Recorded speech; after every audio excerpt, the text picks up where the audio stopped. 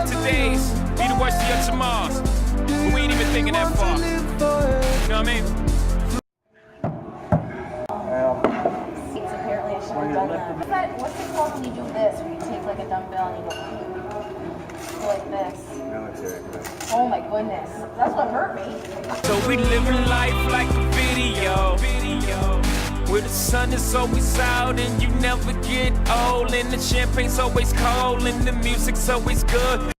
Alright guys, just finished up a great chest workout. Worked up to 295 for 5 sets of 3. Hitting heavy triples is definitely my favorite rep scheme to hit when I'm benching. I like the mix of it being heavy, and I like the pump. There go the lights in the studio. Alright guys, just finished up a quick bench session at the gym. I'm just on a spin bike sitting in the studio, and I figured I'd answer a couple questions, maybe do a little Q&A of all the questions that I've been being asked or have been asked over the last 6 months that are fitness related.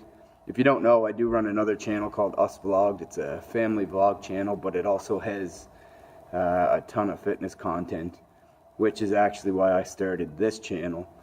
My family vlog channel was getting filled with fitness content. So, I mean, if you go to the gym 5 or 6 days a week and you're vlogging your whole day, you're going to put it in anyways. So this is where East Coast Fitness came from. I'm on the East Coast of Canada. Love being here, love being Canadian, and I love fitness, so it was just very fitting to put the name as East Coast Fitness.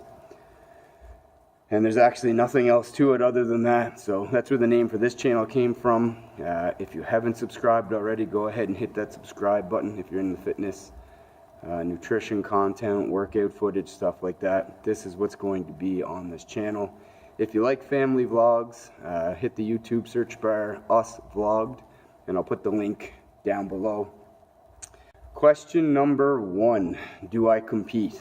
No, absolutely not. I have no intention or desire to compete in bodybuilding, powerlifting, or CrossFit.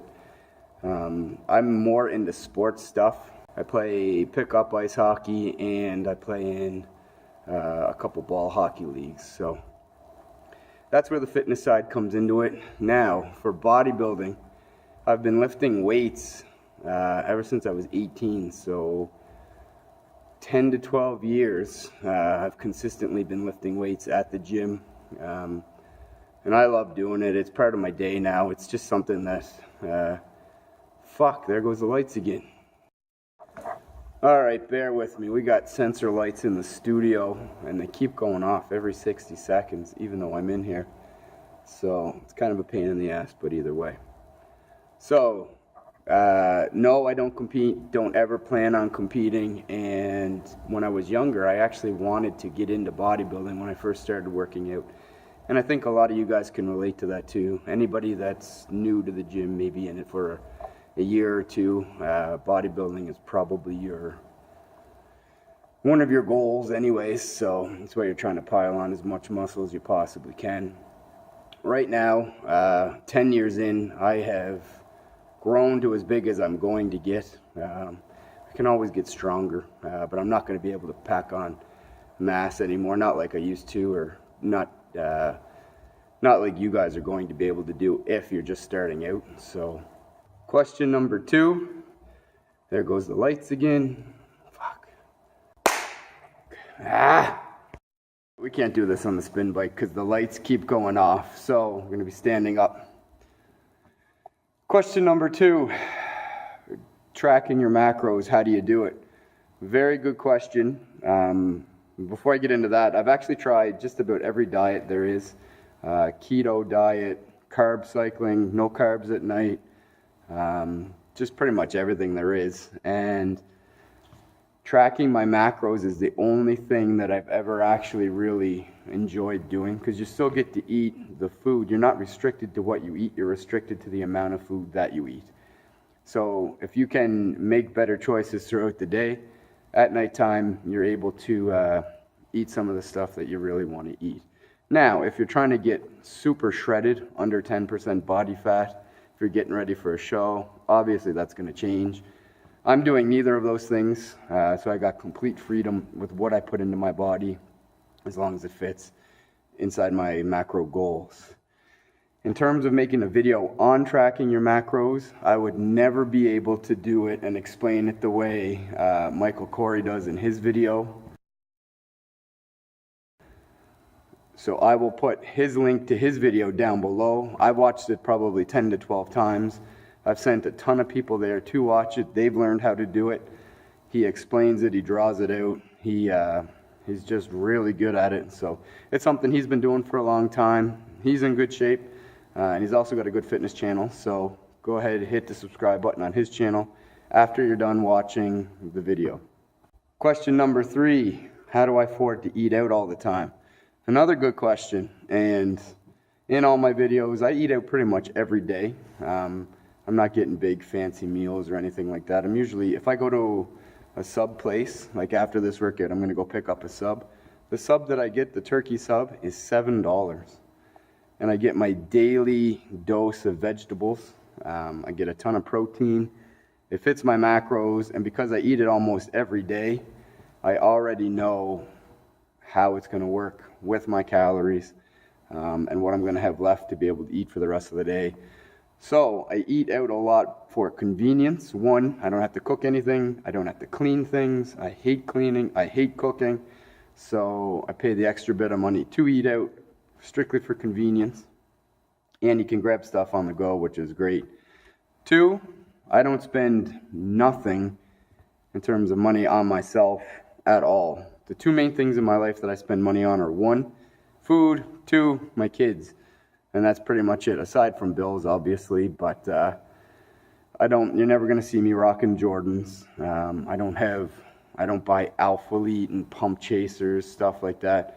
Everything I work out in, like this hoodie, favorite gym hoodie, paid $11 for it. And I've been wearing it every workout. So I don't spend a lot of money on clothing. I'm driving 2 cars that are a few years old, really low payments on them. I'm frugal in every area of my life other than food, which is good because I enjoy food. If you watch my other channel, if you don't, you should. A lot of it's based on food, and then the full day of eating videos as well as food. So it's actually in Canada, food prices for meat, like chicken and beef and pork, are through the roof right now. It's like $3 or $4 for 1 chicken breast. So if I can go get a sub with chicken on it, and vegetables, and be full afterwards for $2 more, it makes sense to me to do that. So that's how I eat out a lot. That's how I afford to eat out a lot. I spend very, very little money elsewhere. Do I ever train legs? Good question. Yes and no. I don't train legs like I used to. I used to squat twice a week. Just your typical bodybuilding workouts. Squats, leg press, extensions, curls, and lunges. And I don't really do that a whole lot anymore. For one, my legs are too big for what I want right now, and they're still strong. Even though I don't squat heavy, my legs are naturally strong. I can still squat 3 plates, no problem. And that's more than I'll ever need. So I don't squat heavy anymore. And when I do train legs, when I do put in a big bodybuilding leg workout or a powerlifting, lots of heavy squats and leg presses, at nighttime, my knees burn. I have absolutely no idea why. They feel fine throughout the workout, but during the night, they really, really burn and ache. And to me, it's just not worth it. I don't want bigger legs. I don't want stronger legs. So it's not the positives versus the negatives are, it's stupid for me to keep doing it. Also, I play sports about 4 or 5 days a week. Hockey 2 times a week and squash 2 to 3 times a week. Both are heavily dependent on how my legs perform. So if I'm training legs, the next day I got to go play squash, which has a lot of lunges built into it anyways. My legs are toast. They don't perform as well. I don't play as well. I would rather compete in a squash court than train heavy legs. So When I do train my legs, which is not very often, maybe once or twice a month, if I know that I'm not going to be playing any sports, I do a lot of calisthenic stuff. I actually have a leg day video, which I'll post down below as well. You can do most of it at home. It's just a lot of front squats, walking lunges, supersets, more circuit style. And I get a good pump on my legs. I feel good. I get a good sweat on. So that's how right now I prefer to train my legs. If I could look like anybody in the fitness industry, who would I want to look like and why? And that's a very weird question. I've never really thought about it before. I do like the aesthetic look better than like the big mass monsters. In terms of professional bodybuilders, if there was one physique that I would want to work towards having, it would be Dexter Jackson. He's the most aesthetically pleasing physique. He's got the lines, he's got the nice big, thick muscle bellies. Obviously, he's one of the top pro bodybuilders and one of the most decorated bodybuilders. So I would choose him over like a Phil Heath or a Kai Green or a Dennis Wolf. Do I think it's attainable? Absolutely not. He's got ridiculous genetics. Obviously copious amounts of gear use, and he's obviously been training for it his whole life. So in the fitness industry, the only really person that I'm kind of familiar with, like I follow him on social media, Steve Cook. If you don't know who he is, he used to be a pro football player. He's competed in the Olympia a couple times. A very big person in the industry. I think he is actually sponsored by Gymshark still. So, but he's got Swolger Nation, which is his own brand. And I mean, he looks ridiculous. So is that attainable? Probably not, again, because different physiques, different body builds, stuff like that. So how long do my workouts usually last? And that's a good question. Very quick, short in terms of bodybuilding workouts. I'm in and out of the gym within 40 to 60 minutes. What's going on? How are you? In and out of the gym within 40 to 60 minutes. You don't really need to work out any longer than an hour. There's no really reason to do that. Less is more in terms of putting muscle on. You can hit your muscles. You can hit your muscles and tear them down, break them down, just as good in an hour as you can in 2 hours. And you're also going to recover a lot more faster whenever you are doing that. Proper nutrition is going to be key, obviously. I got a lot of friends that come to the gym and they spend 2 or 3 hours. I actually worked out with a guy a little while ago that says he trains arms for 2 hours. I don't know what the hell you do for 2 hours when you're training arms, but 8 to 10 quality work sets, maybe a minute to 2 minutes in between each set, and you're done. So what's that, 15, 20, 25 minutes? All you really need, and it's worked for me over the long run. When I was younger, I used to train a lot longer. I didn't really understand that you only really want to break your muscles down so that you can build them back up. I thought the longer and harder you trained your muscles, the bigger they will grow. Obviously, that's not the case. There's been study after study done.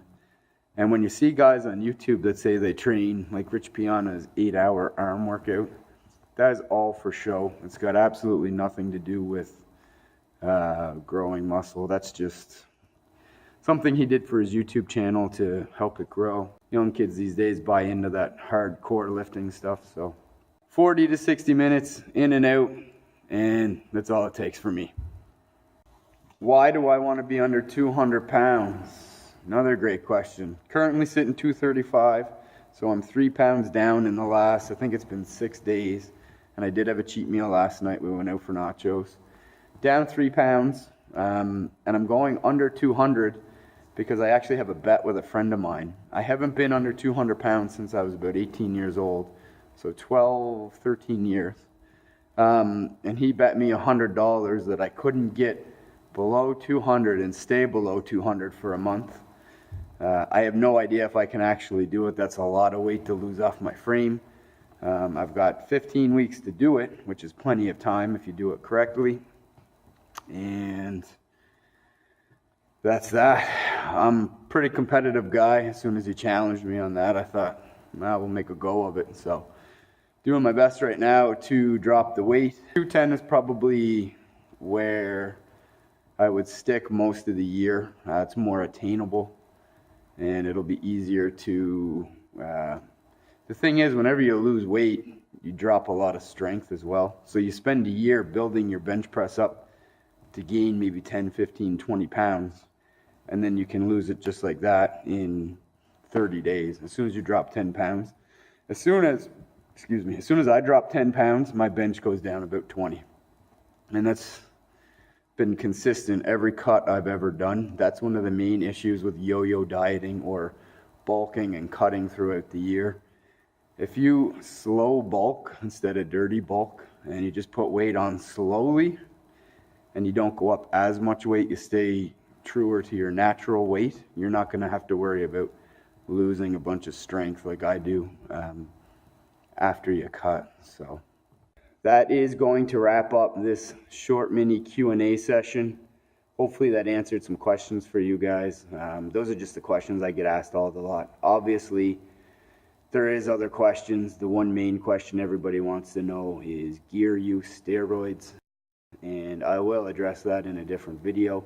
That's one of those videos where you would make a video specifically for that topic. So all done at the gym, getting ready to go meet Jolene for a post-workout meal. She's gonna do a little shopping and I'll show you what I get. All right, at the mall, meal number 1, it's 3 in the afternoon. I've had this many times before. It's about 1,000 calories, but it's delicious.